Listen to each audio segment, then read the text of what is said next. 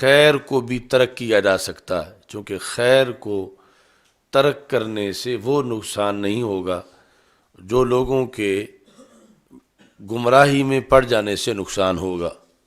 بعض خیر کے ترک کرنے سے، چونکہ مطلقاً خیر کو تو ترک نہیں کیا جا سکتا لوگوں کے گمراہی میں پڑنے کے ڈر سے، لیکن بعض خیر کو ترک کیا جا سکتا ہے۔ یہ جگہ جو ہے یہ تفقہ کی جگہ ہے، خصوصی طور پر امام بخاری رحمۃ اللہ علیہ کے تفقہ یا تراجم کے بارے میں چونکہ مشہور ہے کہ فقہ البخاری فی تراجمہ ہی، امام بخاری کی فقہ آپ کی تراجم کی شکل میں موجود ہے۔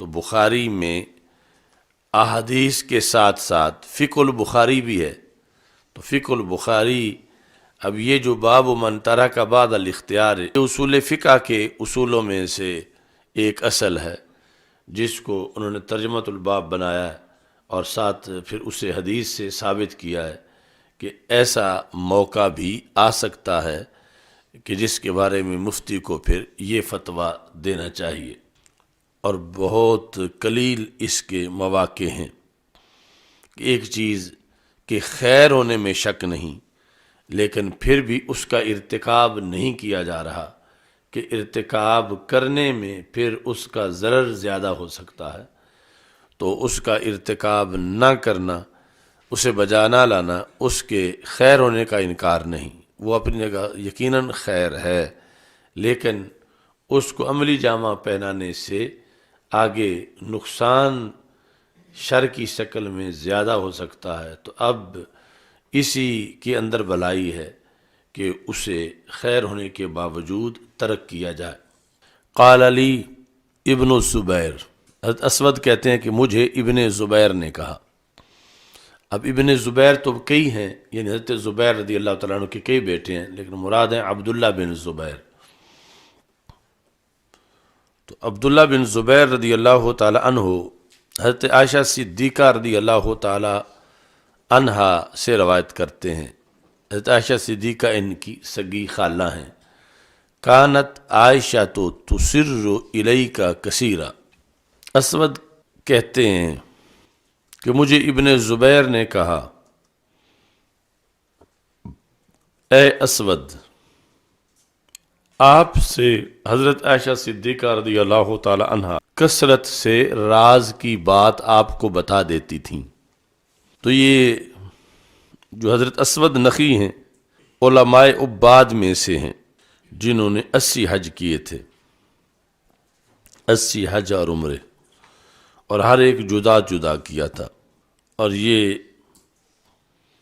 ابراہیم نخی کے ماموں ہیں اور حضرت عائشہ صدیقہ رضی اللہ تعالی عنہا کے شاگرد ہیں۔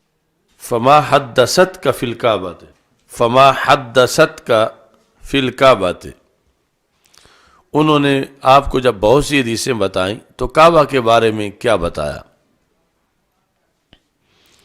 قلت قالت لی، تو میں نے کہا، اسود کہتے ہیں کہ انہوں نے مجھے یہ بتایا، قال النبی صلی اللہ علیہ وسلم، کہ رسول اکرم صلی اللہ علیہ وسلم نے فرمایا، یا عائشہ تو لولا قوموں کے حدیث احدہم، اے عائشہ اگر تمہاری قوم، مراد ہیں قریش، تمہاری قوم، لولا حدیث احدہم، اگر ان کا زمانہ نیا نہ ہوتا،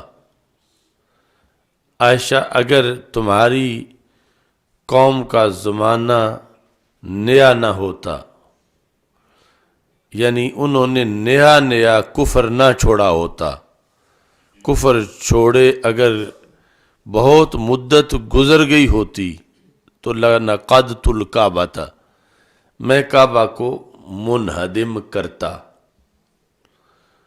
اگر تمہاری قوم کا کفر کے ساتھ کفر چھوڑنے کا وقت قریب نہ ہوتا تو میں کعبہ کو منہدم کرتا، چونکہ تمہاری قوم ابھی تازہ تازہ کفر چھوڑ کے آئی ہے، یعنی قریش جنہوں نے کلمہ پڑھا ہے، تو اس واسطے میں کعبہ نہیں توڑتا، ورنہ جو ہے وہ رفع تعلی سے رفع مقدم سے رفع تعلی ہوتا۔